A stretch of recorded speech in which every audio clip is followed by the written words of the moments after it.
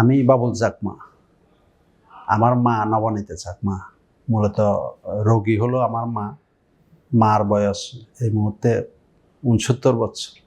আমার খান প্রথমে যে সমস্যা ছিল, খান ফেঁকেছে, ফাঁকার পর ফুস জড়েছে, ফুস জোড়া কয়েকদিন পর বন্ধ হয়েছে আর কি।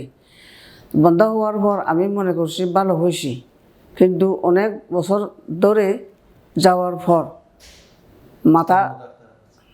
মাথা ঘুরাই, এমনকি খানে যদি চুলকায়, খানটা যদি চুলকায়, আঙুল দিয়ে যদি খানের চুলকা যদি নিবানোর চেষ্টা করি, তখন আমার মনের মাথাটা খেয়ে ঠেলে দেয়।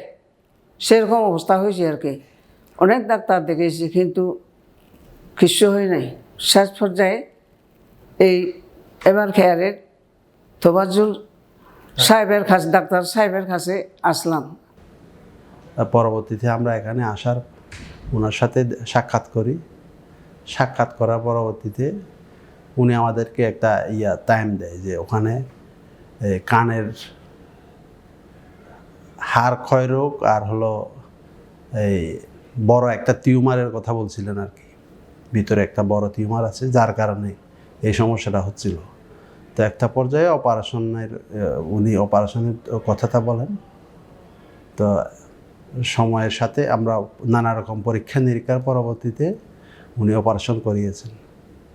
অপারেশন করানোর পরবর্তী আজকে আমরা অপারেশন পরবর্তী 7 মাস পরে আমরা ইয়ার জন্য চেকআপের জন্য আসছিলাম।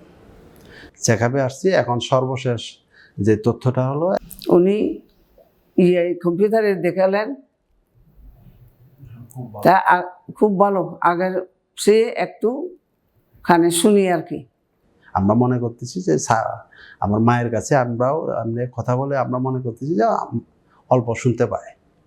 ডাক্তার তোফাজ্জল স্যার এই জায়গায় এই অপারেশনটা করিয়েছেন আর কি। মূলত ওনার প্রতিও আমরা খুবই সন্তুষ্ট আমরা, এবং এখানকার যারা টিম মেম্বার আছে সবার প্রতি আমরা ধন্যবাদ জানাই আর কি।